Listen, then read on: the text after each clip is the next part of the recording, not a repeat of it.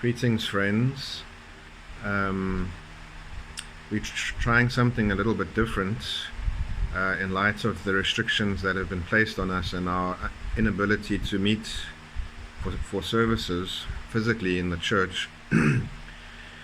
Everyone is obviously turning to digital platforms to try and maintain their bonds of fellowship and spiritual morale. So this is a bit of an experiment. It's the first time that I am trying this. I hope it works out. Hoping that this video, if you're watching it, would have been uploaded to a video platform called Vimeo, which you may be familiar with, quite similar to YouTube. Yes, and then every weekend before Sunday, obviously, there will be a link to the video, which will basically be supplementary teaching to whatever written information you might receive. And then also, as you would have seen attached to the email, are prayers by one of our parish lay ministers, which we encourage you to use. And so basically what we are trying to achieve or trying to aim for is to say to people,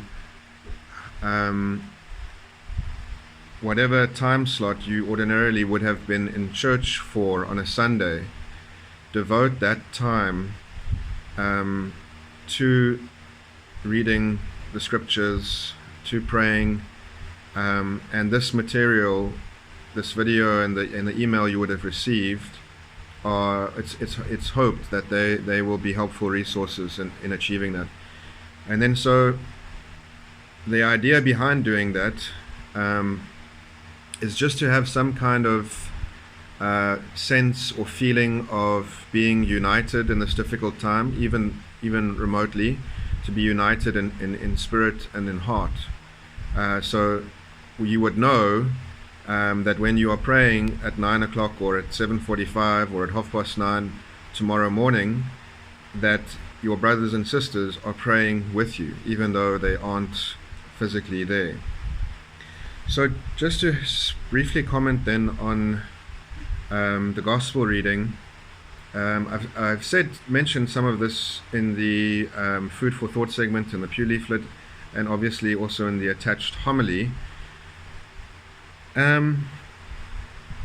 Basically, I suppose the moral of the story is for us to be a little bit more introspective and, I suppose, a bit self-critical in a way, and to ask ourselves the question whether we too, like the Pharisees, perhaps do not suffer from a degree of spiritual blindness.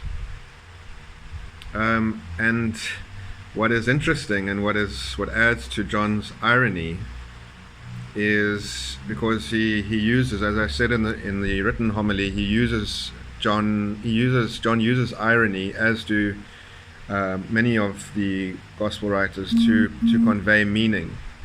So it's almost comical or satirical as well in a way, and many of the parables, of course, are also deeply ironic.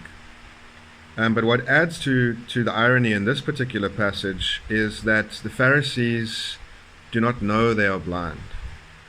So it's one thing to be spiritually blind, but it's entirely another thing to be blinded to that blindness, if that makes any sense.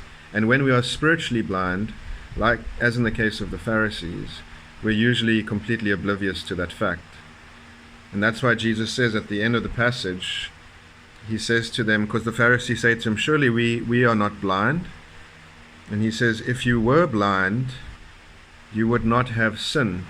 But now that you say, we see, your sin remains.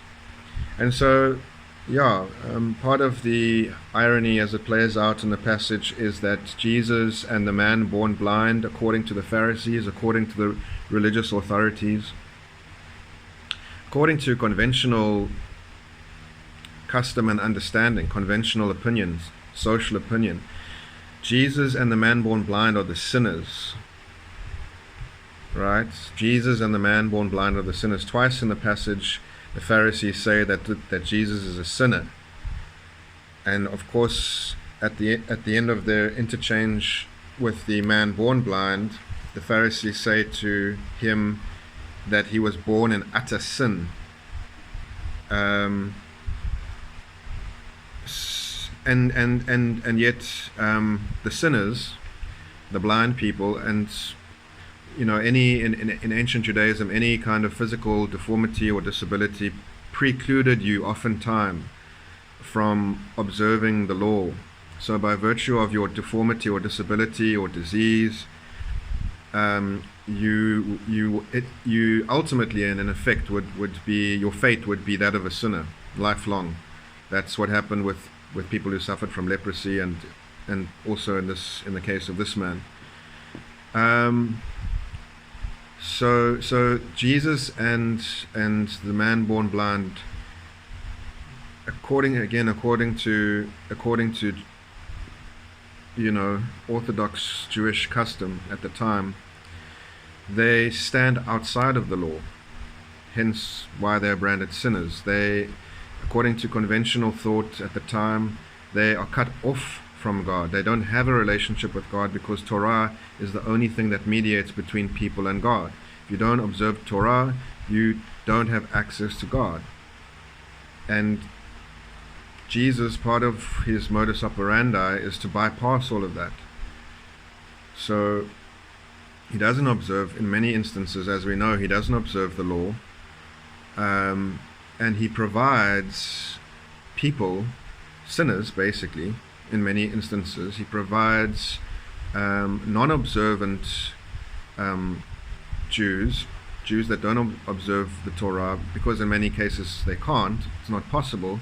He provides them with an alternative avenue to God, to alternative means of accessing God, which basically is himself, through what he might say to the people, or through his actions, through his healings, through his teaching.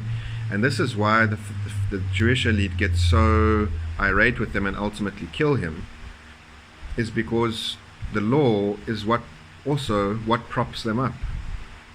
The law is a safeguard for their power and their prestige and their holiness, right? So if you have somebody who provides a effective way of bypassing all of this, he would be seen as somebody who is very subversive, and they did naturally feel quite threatened by Jesus. So I don't think I'm going to say too much more, friends, but as I said in the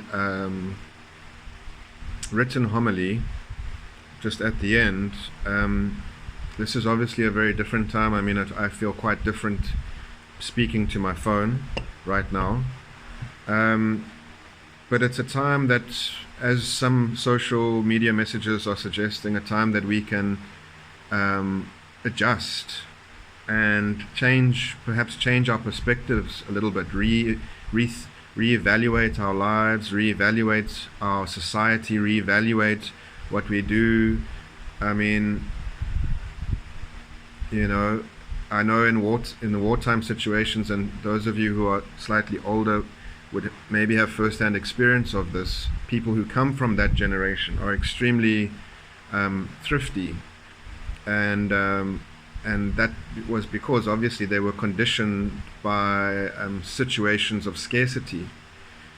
So we may well have to reevaluate our lifestyles and of the various excesses that we indulge in as a society. But anyways, yes, so just a different time to maybe treat differently, look at differently, and that's not necessarily a negative thing. In fact, it could be a positive thing. And so at the end of this, the first video message / homily to the parish, please know and be assured, friends, that I'm thinking about you. You can obviously reach me on my phone or via email, but I'm thinking about you and praying for you, and as always, entrusting you into God's merciful keeping. God bless.